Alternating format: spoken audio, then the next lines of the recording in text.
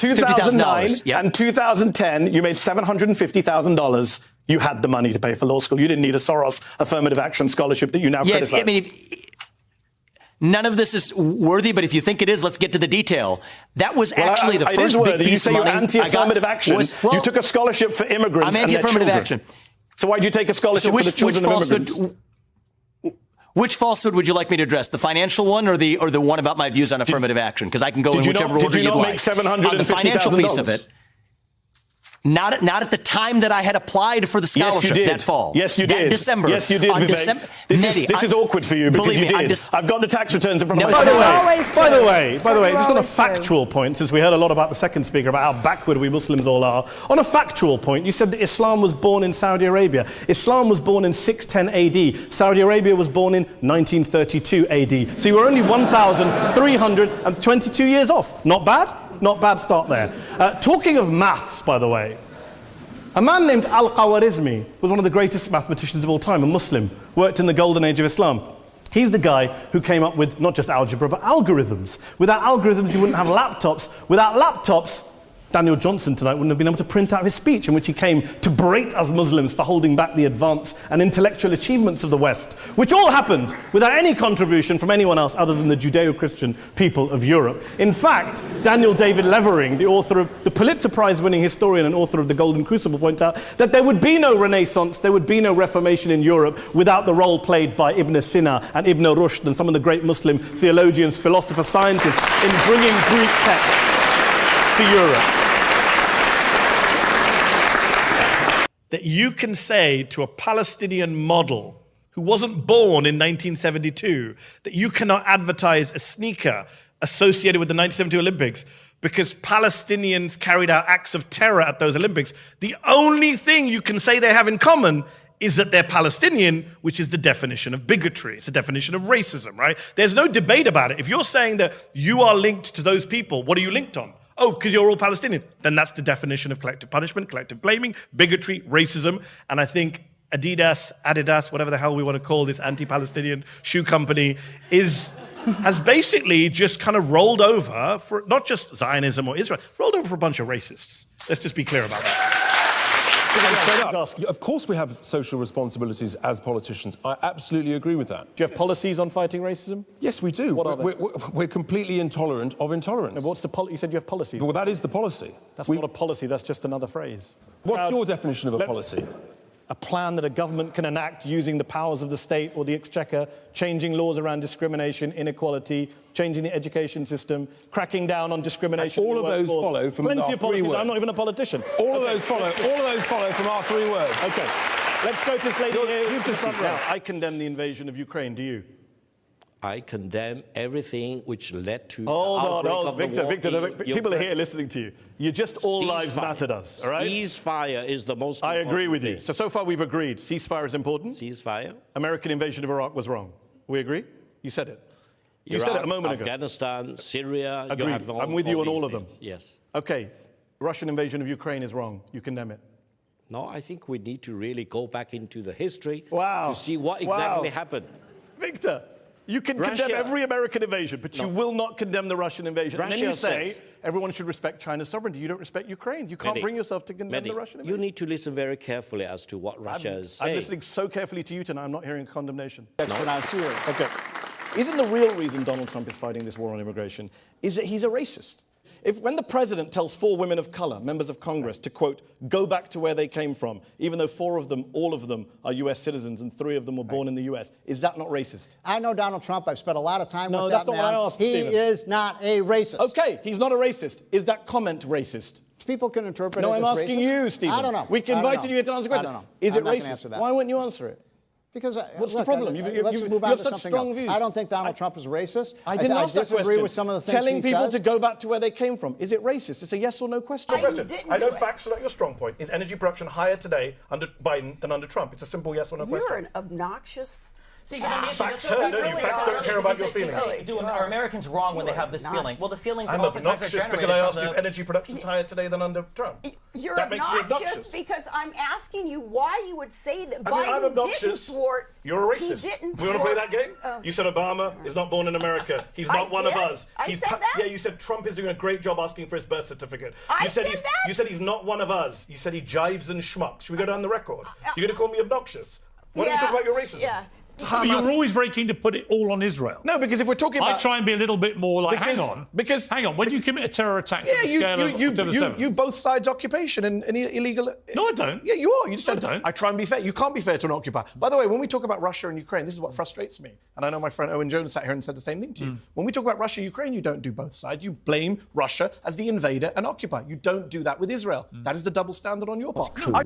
I mean, do you actually believe in your Muslim faith? Do you believe that Muhammad split the moon in two? Do you believe that Muhammad flew to heaven on a winged horse, for example? I'd pay you the compliment of assuming that you don't. No, I do. I believe in miracles. You believe that? Yes.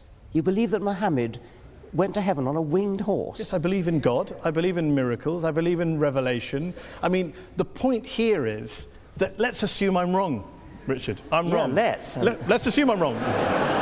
I'm wrong. I'm happy to concede that, Richard. I'm happy to concede it. I'm wrong. All religions are wrong. God does not exist. We're all mad. The issue is we exist. Your view. I'm fascinated by how somebody, a respected, sophisticated journalist in the 21st century, can believe that a prophet flew to heaven on a winged horse. Let me ask you this. Are all people who hold beliefs in God and in miracles and the supernatural, do you regard them all as intellectually inferior to you? One of the most common questions that I get from young Muslims is about interfaith relationships. I'm a Muslim, I've fallen in love with a non-Muslim, yes. Is there any hope for us?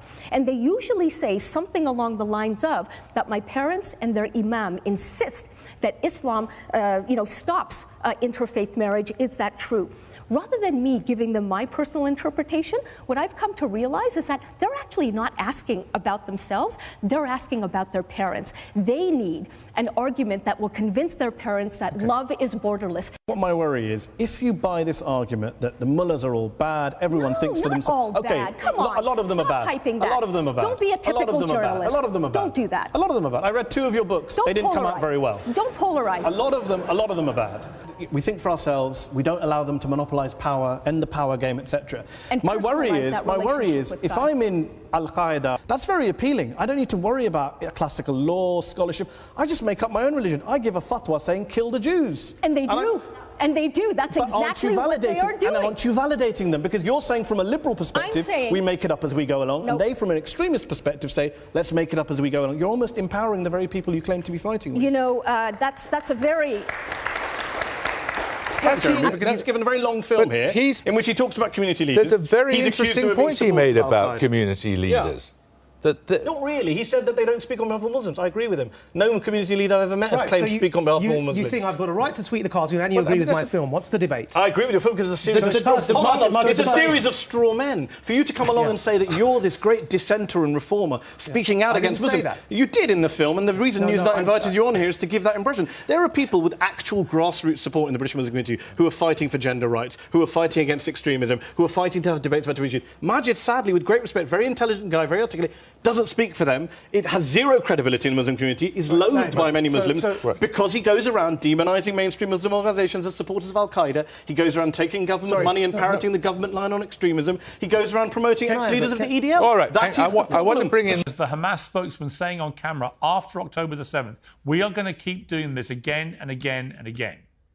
That's different. It's much worse because the Israelis are literally doing it as we speak. And they have a charter to get rid of it. It's much worse, Piers. They have a charter to eliminate Israel. Tens of thousands of people. Yeah, but see, they have tens of thousands of Palestinians. You and I, Mehdi. Hold on, Piers. So does the Likud party. 1977 Likud party charter. What does it say? Between the sea and the Jordan, there will only be Israeli sovereignty. River to the sea. That's the Likud charter, Piers. I haven't heard you criticise the Likud charter. Hamas. In fact, tonight, the colonel knows that hundreds of people went to Netanyahu's house and screamed, "You have blood on your hands," Israeli protesters. I guess they're all Hamas, right? The Israeli position now is anyone who disagrees with them is Hamas. I'm guessing tomorrow they'll say CIA Director Bill Burns, who was involved in this hostage negotiation deal, he's Hamas too. Everyone's Hamas.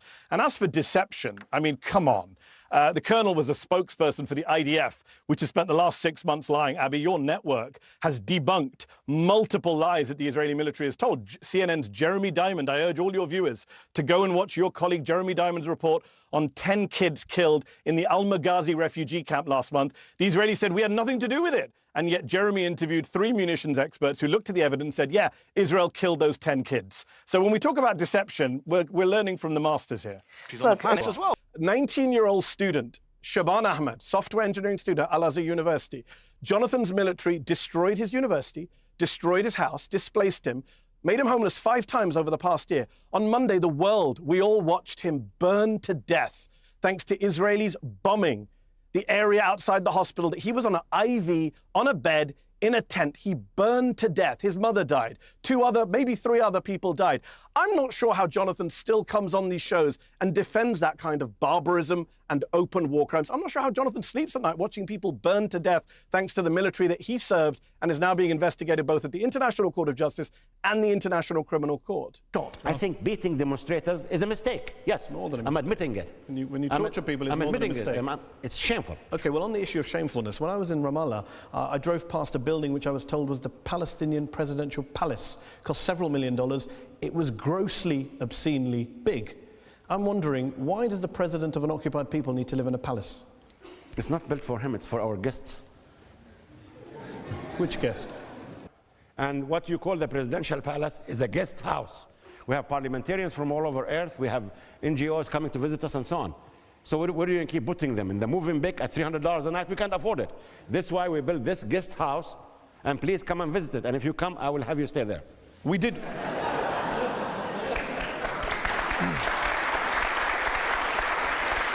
I promise. I did come to Ramallah, and when the Al Jazeera camera crew went to film the palace, they were threatened with arrest.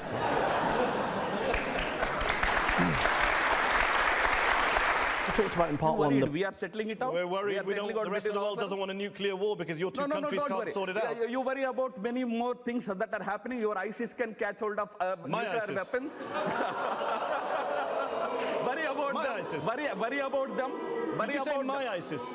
Your ISIS in the sense, ISIS can catch hold of nuclear weapons. Worry about them. The terrorists in the Middle East, terrorists in Pakistan can catch hold of nuclear weapons. Worry about them. As far as India and Pakistan are concerned, we behave as responsible nations. We try and sort out the issues. Responsible nations that have fought several wars, that have nuclear weapons in defiance of the international community, and you can't even tell me tonight what your proposal for peace is apart from talking about ISIS. We have to talk so yeah, the world is worried. How much can we...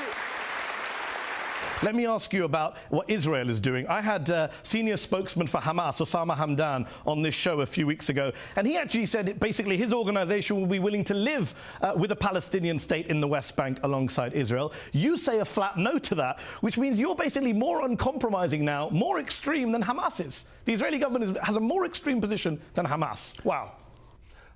Well, Hamas has proven what happens when we give even a centimeter of land to Arabs. They shoot missiles at us.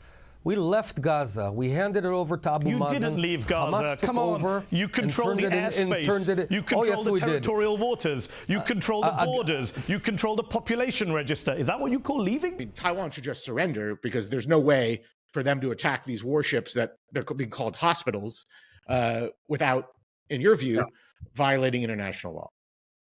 I mean, it's a crap analogy, Jamie, with respect. Nobody's claiming that Hamas built hospitals as warships. The argument is, are they using hospitals to hide in or hide under? Nobody disputes those are hospitals. Have you been to those hospitals? My friend just came back from a hospital in Gaza. He saw kids being brought in with gunshot wounds to their head. He saw people having operations without anesthetic. The WHO has pointed out that the vast majority of healthcare facilities in Gaza have been damaged or destroyed. Dozens of American and Canadian and British doctors have gone out.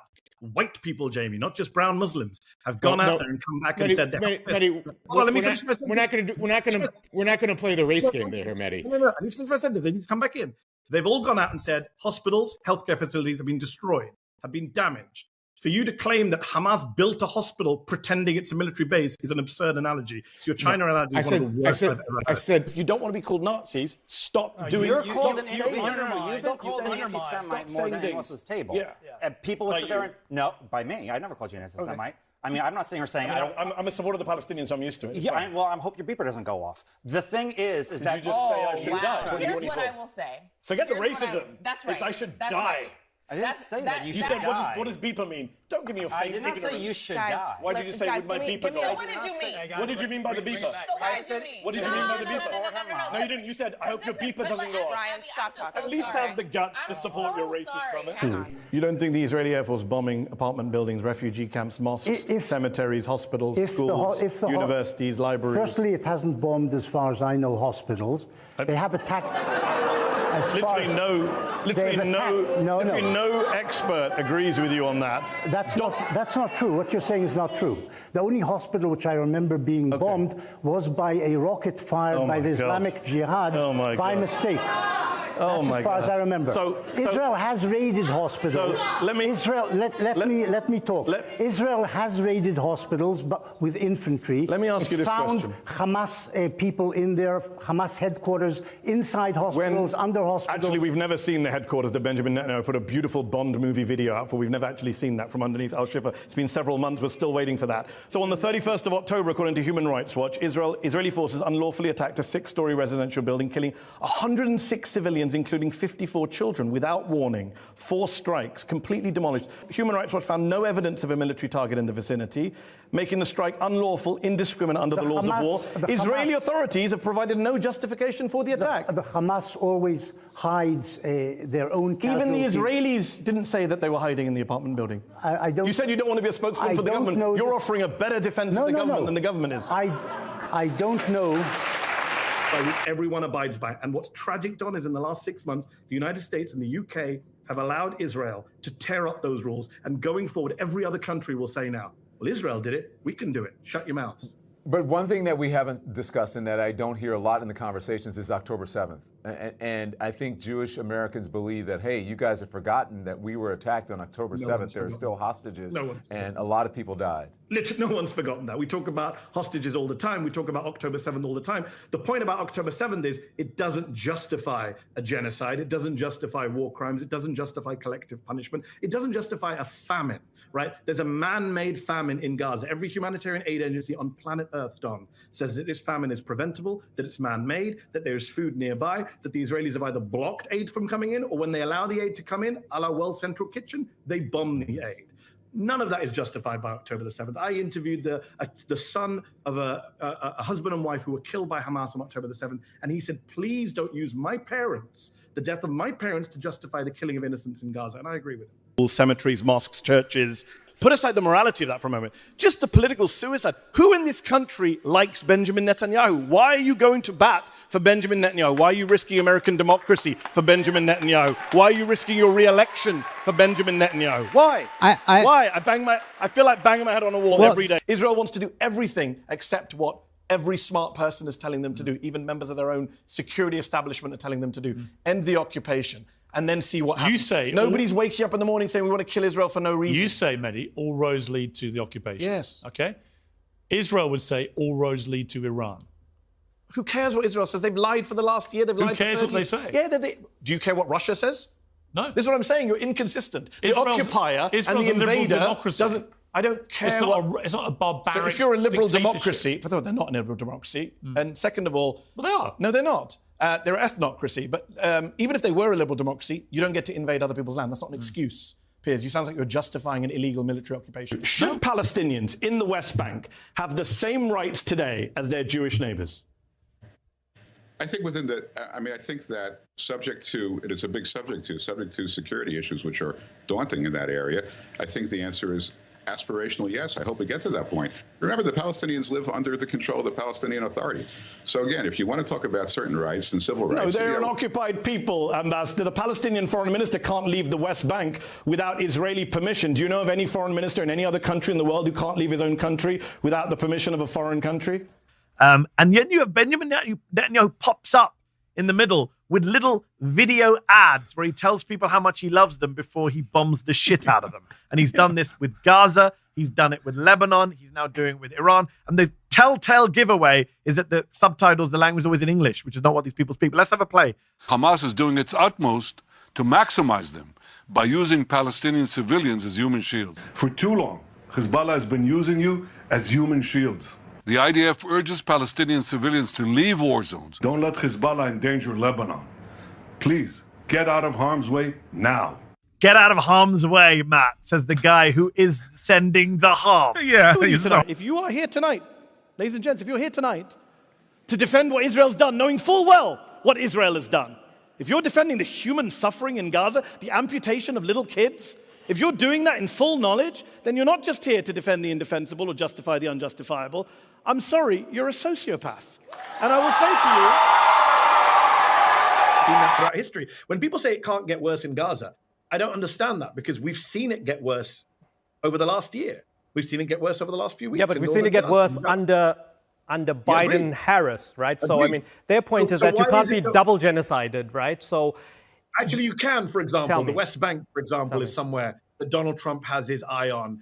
Miriam Adelson, Imran, who I'm sure you know, is the biggest donor to the Republicans right now, the widow of Sheldon Adelson, the casino magnate, hardcore anti-Palestinian, anti-Muslim, far-right Israeli American. She's given $100 million to Trump with the specific request that the annexation of the West Bank happens on Trump's watch. They are talking about wiping out Palestinians from the West Bank, not just from Gaza. So when people say what's worse than a genocide in Gaza, I would say a genocide in the West Bank. Policy. And we know the UK Parliament wanted to speak to Elon Musk about the role that Twitter or X played in the horrible race riots over the summer. Musk, here's a point for you, Andrew. Musk said, "How dare you? We're going to call you to the US Congress." And the very next day, Senator Mike Lee, a senior Republican senator from Utah, said, "I'm going to call British MPs to testify in front of me if they go after Musk." He's basically got the American government, or at least the Republican part of it, dancing to his tune. His COVID record, do you want me to give you a great statistic? Well, a horrible statistic. More people have died from COVID on Joe Biden's watch than died on Donald Trump's watch. Did you know that? Bet you didn't know that. Number two, let me just say this. Donald Trump is younger than Joe Biden. I like Joe Biden, but I don't want my president to die in office. There's a very good chance, God forbid, Joe Biden could die in office. Donald Trump is a healthy man. He eats cheeseburgers, he drinks Coke, but you can't deny he has some serious energy with all those long speeches. So he's healthier than Joe Biden. And number three, give the man a chance. He's only running because Barack Obama made fun of him in 2011. So let him have a chance to be president on his own terms. Where can people actually go to find what is actually happening? Well, obviously, Sunday, 8 p.m. live, MSNBC.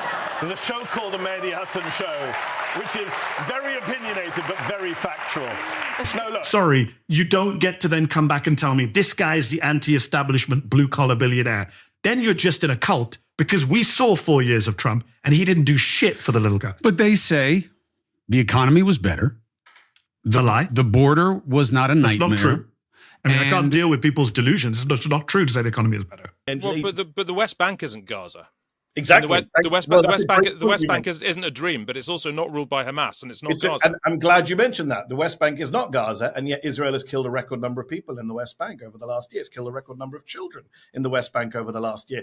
Sky News, at the morning we're speaking, has a video out showing a grandmother being killed by Israelis entering a West Bank refugee camp in an ambulance, something we were told was a huge war crime when Hamas does it. So you see that there is a terrorist on his way to kill Israelis, you should do whatever is necessary. The ticking time bomb. Then you will be tried, and the court will decide but whether you are right or wrong. You know that many Palestinian detainees who are not ticking time bombs were tortured by Shin Bet. You know that. It means that the legal system does not have the tools to discuss terror, because it was shaped during the time when states fought each other. You have no regrets for any interrogations, abuse, torture on your watch when you were head of Shin Bet? No, because you said it about many people. Well, okay, so you said Bashar al-Assad in 2012, 1 year into the civil war in Syria, when the death toll was much lower than Gaza. You said it was a genocide. You said the Rohingya in Burma. Well, that's interesting. Hold on. You said Rohingya in Burma. Answer. I'm finished my question. Then you answer. Okay. You said the Rohingya in 2017, far less death toll in Burma, is a genocide. So I look at Piers Morgan and I say, here's this uncensored person, very bold, outspoken, opinionated man. He says Syria's a genocide. Burma's a genocide. Ukraine's a genocide. Israel? No, it's not a genocide. And now today, actually, I'm going to withdraw the charge of genocide of Ukraine. That's how much I don't want to accuse Israel of genocide. No, it's not. No, it's not. It feels like you're afraid. No. Policies that President Trump stands for are the policies the vast majority of Republicans in the United States, which is 87%. This gentleman represents a tiny faction of the Republican Party, who are really Republicans in name only. No one's disputing popularity. This is not a show about polls. Well, it's a show about democracy. Let me ask you this. Let's talk about immigration, big issue. You want to talk about policy and substance. Yeah. You yourself, I believe, entered the country back in 1961 as a political refugee, as a child with your parents from Cuba. You benefited from American law, international humanitarian law, refugee protection, asylum laws. You were not denied the right to asylum. You were not separated from your parents at the border. Why do you support a man today who supports doing that to today's refugees from Latin America? Oh, that's because... When you have a constant media diet of lies and propaganda, which these people are kind of injecting into their veins every night, and we now know that the hosts, well, we already knew, but now we can prove that the hosts don't even believe the nonsense they're saying to their viewers. By the way, Joy, you and I are often accused of having contempt or disrespect for the conservative voters. No one has more contempt or disrespect for conservative voters than conservative media personalities, by the way. But look, how do you stop that when you have non-stop lies? I don't have the silver bullet. It's very hard when 20 to 30% of the American public has been cocooned off in a bubble where they are fed misinformation, disinformation by the likes of Ingram and Hannity. I know Israel's territorial expansionism. It's a mess. Attacks, not a mess. It's Israel occupying multiple Arab lands, which leads to quote-unquote resistance or quote-unquote terrorism, whichever word. I don't care what word you want to use right now, but that is the core, right? You had John Mearsheimer on the show this week, made the same point. Deal with the occupation, then you deal with the violence. And look, has Hezbollah fired into Israel at civilian targets? Yes, I don't agree with that. But the reality is 82% of the exchange of fire between Lebanon and Israel since October the 7th has been done by Israel. That's not what you said, though. I just want to go with what you said, Matt, with respect. More than 50% of social housing in London is now occupied by people who are not British. That is not true. I'd need to look at the statistics. We have the statistics. According to the London government, I also wrote... the figure in London is 84%. According to the 2021 census data, only 14% of Londoners living in social housing did not hold a UK passport. This has been pointed out to you for the last year. No, it hasn't. In fact, you went back on GB News and corrected it and said 48% go to people who are headed by people who are not born in Britain, which is a different point. But you would accept the vast majority of people in social housing are British. I'd need to look at the data. I've got the data. No. It's right but here. the fact that 48, I think the 48, copied and pasted. I think the fact that 48% of social housing in this country has gone to families that are headed by somebody who was not born in the country is a problem. So that's a different argument, with respect. Well, and let's talk about that argument. Well, let's have that. No, let's have that argument. You were wrong on the first point. I don't think I was wrong on the first You're point. 100% wrong. Well, I'd like to look at the data. The Mayor of London, the census data. I don't think the Mayor of London would be a credible source on that. Okay, so the London government. The London government don't know who the... All right, how about a highly political figure. All right, how about the Ministry of Housing? 90% of social homes go to UK nationals. You're making some sweeping claims and they're wrong. Cynical in the extreme. And I think Braverman is someone who, interestingly, people point out, well, her parents aren't refugees. They came legally. She said at Tory party conference last year, Suella Braverman, Home Secretary, said, my father, I'm quoting her, was effectively kicked out of Kenya. Effectively kicked out of Kenya. So hold on. Your father was effectively kicked out of Kenya and was embraced by Britain, and you got all these opportunities, but you are not going to help others who have been kicked out of their countries. That is fundamentally what's going on here. The hypocrisy is as brazen as it is nauseating. And I, for one, I hold brown people to a higher standard. So when people say, well, we've got a diverse government, okay, then that's even worse. That if it was an all-white government, I wouldn't be as mad as I am now when I see them behaving in this way towards people on those boats who are Eritreans, who are Sudanese, who are Syrian, who are Iraqi, who are Afghan. They're not Ukrainian, by and large. Keir Starmer, David Lammy. Do you believe the British government is complicit in war crimes in Gaza? I think that war crimes have been committed in Gaza, and I feel that we have not done enough to stop them. But are we complicit in it by arming them? I think that's a judgment that would have to be made. I know, asking for your judgment. But I think you're it's a private citizen now. You can tell me your views. Alexis J says no need for a new inquiry because her 20 recommendations, I don't agree with her. You don't know what they are, haven't been implemented yet. I know. That's fine. I do agree with her. David Greenwood, who was this lawyer for the victims in Rotherham. You mentioned Rotherham as a gotcha, I think.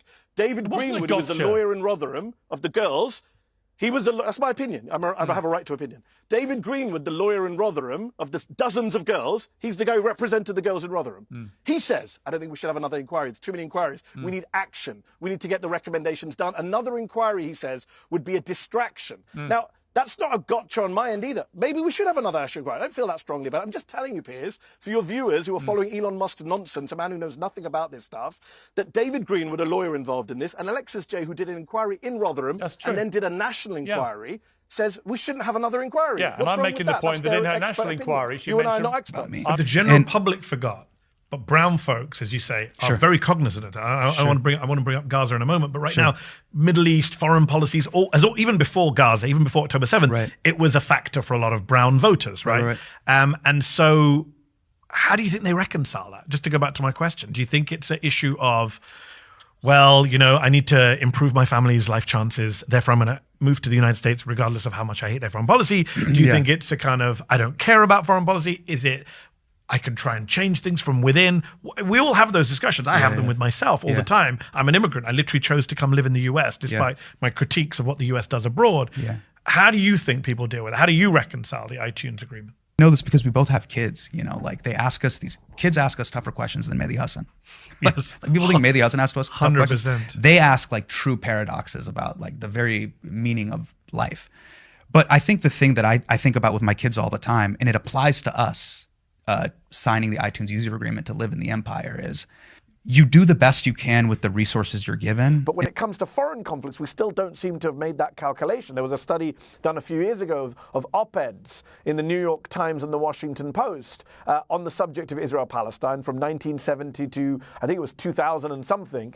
And it was like 2% of all op-eds in the Times and 1% in the Post were written by Palestinians, which is a shocking statistic. We deny these people a voice. And then we wonder why people don't sympathize with their plight or aren't, you know, marching in the streets. Well, they are marching in the streets, but in bigger numbers. Why America is okay and kind of, you know, blind to the fact that we are complicit in a genocide of these people, because we don't hear from these people. Are you worried that if Trump comes to power, he's going to come after the media in the way that we are seeing in other countries, 100%. Including you and others? You think so? Well, as for me, the Trump people have openly called me out by name and threatened me. One guy who wants to be Trump's Attorney General, Mike Davis, tweeted that once I'm Attorney General, the first thing I will do is send Mehdi Hasan to Guantanamo Bay. Like, this is the stuff they say openly. This is a tweet? Tweet, open, public threats. Public threats. Look, he doesn't have the power to do that, but the point is, this is the language they're comfortable using, threatening journalists and immigrants with all sorts of unconstitutional... But you think... broader than me. Yeah. Trump has made it very clear he plans to target the media. He recently called out CBS. He said, I'm going to shut you down. NBC, you're traitors, treason. I'm going to go New York Times, wait till you see what I do for you. He's open. And by the way, again, he did this in office too. People say, oh, well, he was in office. In office, he threatened CNN. He incited violence against CNN. CNN got death threats from people who liked him. Amazon. He's been very open about his authoritarian agenda. So was Hamas.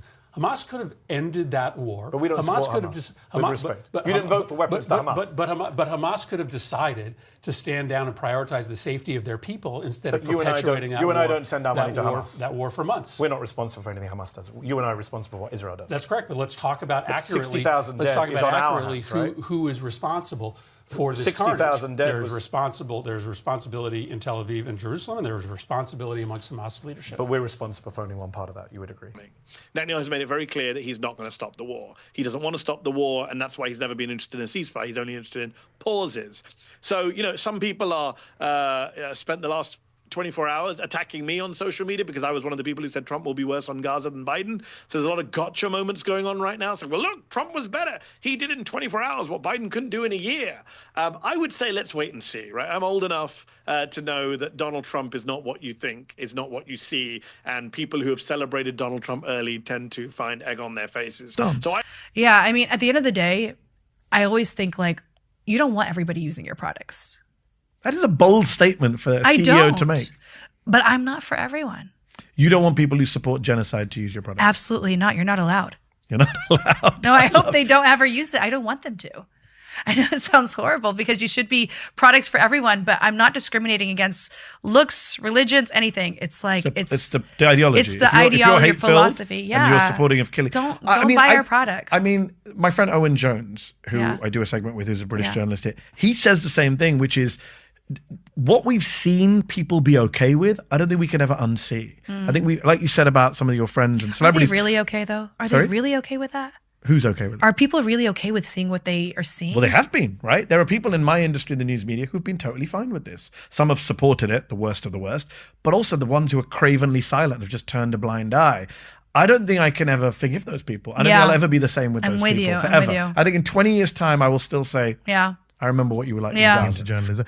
My mother is more worried about me, less about me not being a doctor, more about, will Trump come after you? Is people threatening you?